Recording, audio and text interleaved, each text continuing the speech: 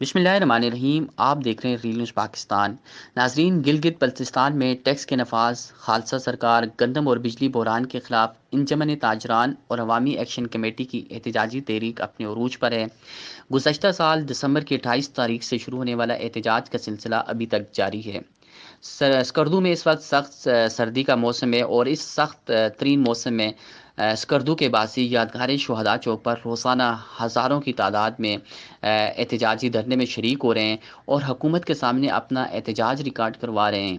انجمن تاجران نے مطالبات نہ ماننے کی صورت میں 10 جنوری کو گلگت کی طرف لانگ مارچ کی دھمکی دی ہے۔ اس خوبصورت دھرتی کے باسیوں کا آخر کیا مسئلہ ہے، اس کو سمجھنے کے لیے ناظرین تھوڑا سا میں پس منظر میں جاؤں۔ ناظرین، گلگت بلتستان 1948 میں آزاد ہونے والا ایک خطہ جو اس سرزمین کا خوبصورت ترین خطوں میں سے ایک خطہ ہے، ثقافتی سماجی لحاظ سے اپنی منفرد پہچان رکھتا ہے۔ یہاں موسم زیادہ تر سرد رہتا ہے، بلند ترین پہاڑی سلسلے اور خوبصورت وادیوں سے ڈھکا یہ خطہ دفاعی، معاشی اور خوبصورتی کے لحاظ سے اپنی مثال آپ ہے۔ دفاعی لحاظ سے بات کریں تو اس کے بارڈر دو بڑے ممالک یعنی ہندوستان اور چائنا سے ملتے ہیں۔ پچھلے کچھ دنوں سے یہاں پہ لوگ احتجاج کر رہے ہیں۔ ان کے بنیادی نکات کیا ہیں، ان پر بات کریں گے۔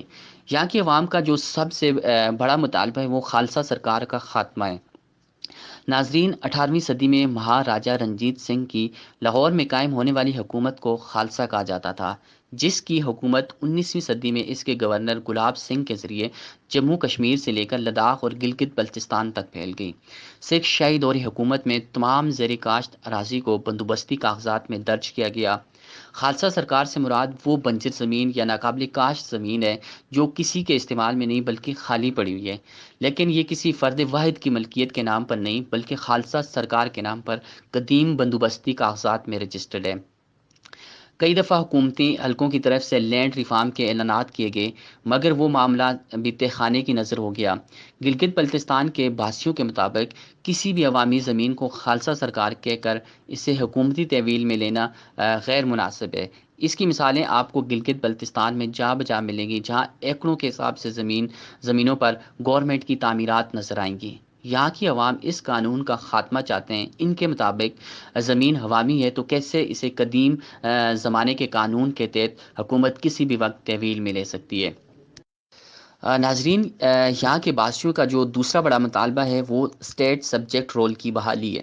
اسٹیٹ سبجیکٹ رول کو بنیادی طور پر گلگت بلتستان کے تحفظ کا ایکٹ کہہ سکتے ہیں۔ یہ وہی رول ہے جیسے 2019 میں مودی کی حکومت نے جموں کشمیر میں ختم کیا تھا۔ اس پر پاکستان میں شدید احتجاج ہوا کہ اس رول کے ختم ہونے سے کشمیر کی سرزمین دیگر لوگوں کے پاس چلی جائے گی، جبکہ گلگت بلتستان کے باسی اسے بحال کرنے کے لیے کافی عرصے سے کوشش کر رہے ہیں۔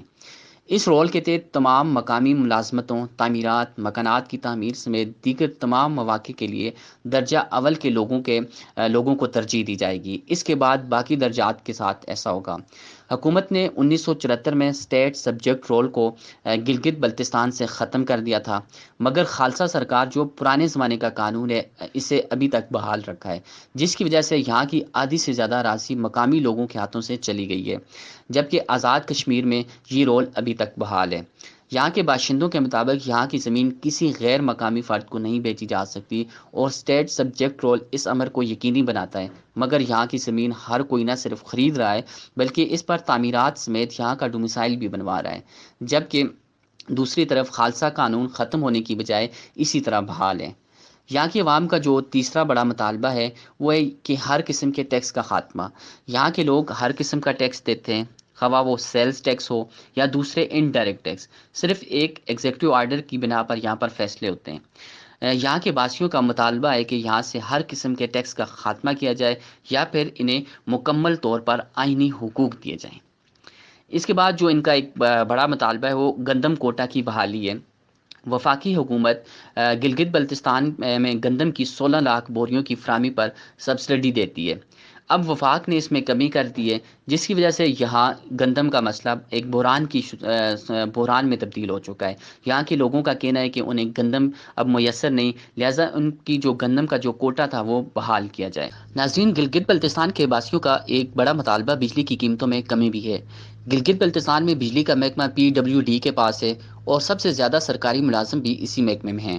گلگت بلتستان میں آبشاروں اور جھیلوں کی کمی نہیں، لہذا زیادہ تر ہائیڈرو پروجیکٹ سے سستی بجلی حاصل کی جا سکتی ہے، لیکن حکومتی دیکھ ریکھ اور منصوبہ سازی نہ ہونے کی وجہ سے بجلی کی پروجیکشن میں بالکل اضافہ نہیں کیا گیا، اور بہت سے ایسے پروجیکٹ جو پہلے سے چل رہے تھے مناسب دیکھ بھال نہ ہونے کی وجہ سے وہ منصوبے بھی یا تو التوا کا شکار ہوئے ہیں یا خراب مشینری کی وجہ سے وہ ڈسٹ بن کا حصہ بنے ہوئے ہیں، جس کی وجہ سے سال بہ سال بجلی کا بحران شدید سے شدید تر ہوتا جا رہا ہے، اور اس بارے میں کوئی منصوبہ بنانے کی بجائے بجلی کی قیمتوں میں منچہا اضافہ کیا جا رہا ہے، جو یہاں کی عوام کو ناقابل قبول ہے۔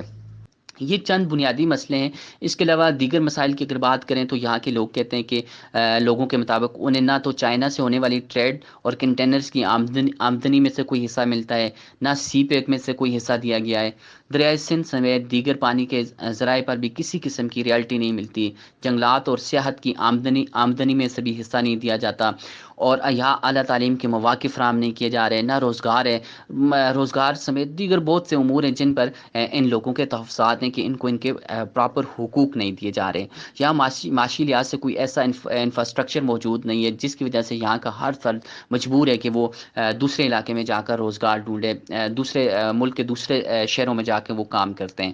یہاں کے لوگ دنیا کے پرامن ترین لوگ ہیں، وہ محبت بانٹتے ہیں، یہاں کے لوگ اپنے حسن و اخلاق کی وجہ سے دوسروں کو متاثر کرتے ہیں، محبتیں تقسیم کرتے ہیں، محبت چاہتے ہیں، وہ تقسیم کی بات نہیں کرتے، وہ آئین کے اندر رہتے ہوئے وہ آئین میں اپنے لیے حصہ مانگتے ہیں۔